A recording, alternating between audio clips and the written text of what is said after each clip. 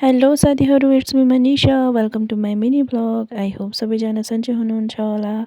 म जाँदैछु आज परिचय पत्र बनाउन।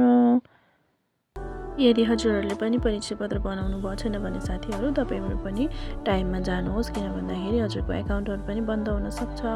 म पनि त्यही डरले चाहिँ छिटो चाहिँ परिचय पत्र बनाउनतिर लागेँ।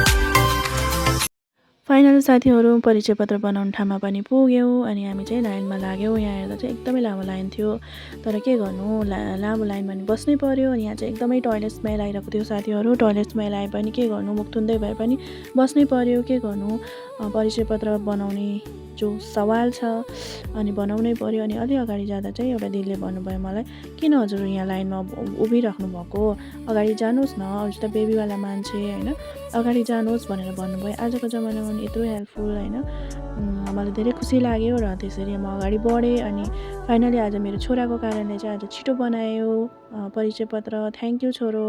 अनि घर पुगेपछि यहाँ मेरो बुढाले चाहिँ चटपट बनाउनु भयो। बाबाई साथीहरू, आजको लागि यति नै।